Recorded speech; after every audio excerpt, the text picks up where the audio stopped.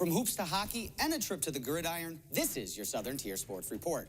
As the Buffalo Bills get ready for their wild card matchup on Monday, Bills Mafia, the passionate fan base of the team, is getting ready to check out a new movie about their beloved Bills. And so much more. We got a chance to talk to the directors today about their movie and how you might be able to get a chance to check it out during the Bills playoff push. Buffalo, New York. All across the land, friends and family will gather today to watch the biggest event in sports. Friends and family in Buffalo and across Western New York are gathering together, not to watch the biggest event in sports, but to watch Unbelievable, an independent movie about the Buffalo Bills, garnering national attention as it screens in theaters around Orchard Park. What a journey, a life journey this has been, to care about a team that gives you some of the greatest thrills of your life and some of the greatest heartbreak as well. Scott Rubin is the co-director, writer, and star of the film. The movie tells the story of 3 generations of Bills fans as they get ready for what they hope is another run for a shot at the Super Bowl. At some point, you say, somebody's got to tell this story. I mean, this is insane. And it's not only, it's like, it's generational. The film's producer and other director, J. Garrett Veruter, says the movie is about more than just sports. He calls it an underdog story, one that generations of Bills Mafia may be able to connect with. Less about sports in a way than it is about, like, identity and believing and family and crazy and everything we're going through right now. I wanted to capture, like, what it's like to actually witness and a family getting together and coping with this, because you so buy in and then it flips on you, and Buffalo has a unique suffering. Do you actually believe that you're playing a part in the Bills winning today? Yes. No. Maybe. While Bills fans can relate to that suffering, the duo tells us the movie is much more than just a tale of tragedy in Western New York. This movie's a really authentic portrait into a real piece of Americana. So many cool layers in this movie that are beyond just, a sports comedy. Garrett and I wanted to capture that in a movie and bring that to life, because it is truly a unique experience to sit with Bills fans and watch an important game with the family and friends. The movie is currently showing in Regal cinemas throughout the 716 and as close as Syracuse. The pair is working to find more theaters for release, including here in the Southern Tier. They hope a demand from phone calls and social media to the theater company can help push their project across the goal line. Zach Grady, 12 Sports. The Bills and Steelers are still set for kickoff on Monday despite a travel ban remaining in place around Highmark Stadium and the surrounding areas. Governor Kathy Hochul says the game is a go as scheduled. Snow is continuing to fall at the stadium as crews work to shovel out the parking lots and playing surface. NFL insider Ian Rappaport posted on X, formerly known as Twitter, earlier Sunday afternoon that the Pittsburgh Steelers have taken off. Their plane is expected to arrive in Buffalo late Sunday afternoon. Governor Kathy Hochul warns fans going to the game to bundle up and be ready for cold temperatures at kickoff. At game time on Monday, here's what we expect. Weather conditions will be very cold.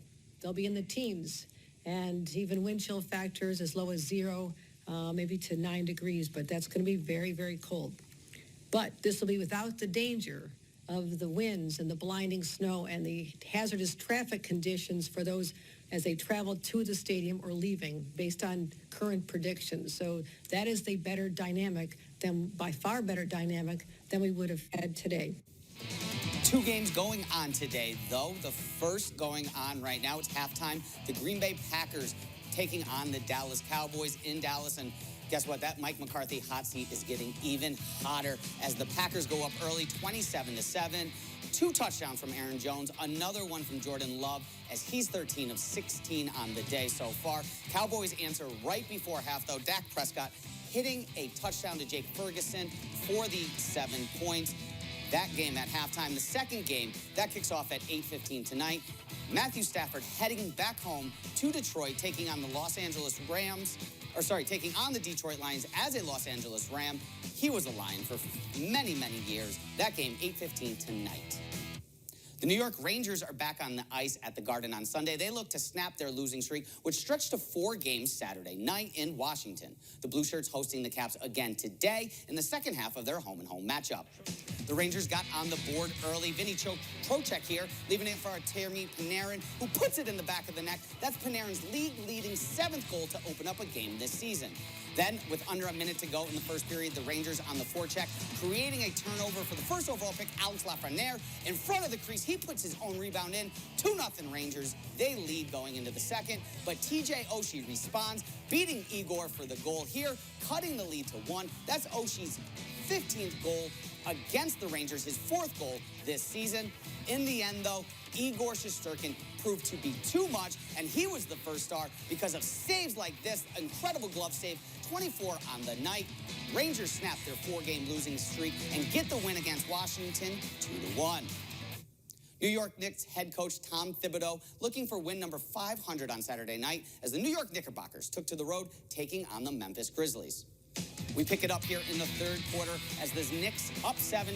Dante DiVincenzo playing a little bit of defense, gets rewarded for his effort from Villanova teammate Josh Hart for 2 points. He had 13 on the night. Knicks up 12 here. OG Anunoby cuts to the lane, slams it home. The newest Knick, 18 points in 32 minutes of action. But it was Julius Randle leading all scorers with 24 points. The Duke alum dropping a double-double, 11 boards as well on the night. Knicks win by a dozen, 106-94, as Thibs is now halfway to 1,000 wins. All right, we love to see it. Big night of sports for us. Big night, yes, absolutely. And we got more to come with another football game before 11. We love to see it. All right, thank you, Zach. Well, coming up after a break, I have one more story for you, so don't go away. And finally, at 6, people in Long Beach, California saw a pretty unusual sight floating in the water in front of them. Take a look. What people saw was a 33-foot statue of Kid Cudi. Can you imagine 33 feet? Anyway, the statue is believed to have been floating off the coast of Long Beach on Saturday. Now, the reason for this, according to a statement from the city of Long Beach, it's supposed to be for a promotional event. However, they did not say what type of promotional event exactly that is, and there have been no updates from Kid Cudi either. But folks around the area, you can see them on boats there, they enjoyed seeing the giant statue floating by. What are your theories, guys?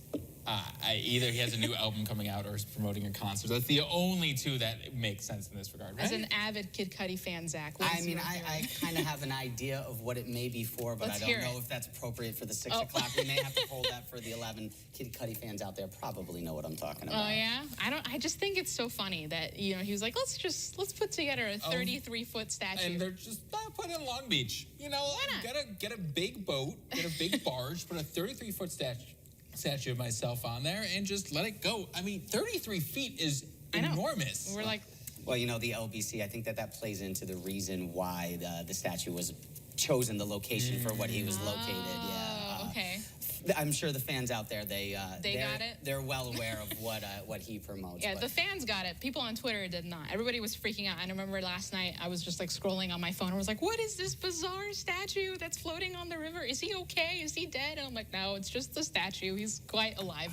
It's just impressed. I'm looking at it now. I mean, that's that's huge. Yep, they just decided this is what they were gonna do. But I'm just glad that when we came back that, you know, I had stopped bopping my head. I had Solo Dolo, Man on the Moon just going through. I was kind of bopping my head during that whole time. I love it. Well, thank you so much for joining us here at 6. We have more news for you coming up at 10 on the CW. If you don't have our app, make sure you download it. Have a great night. The CBS Evening News is next.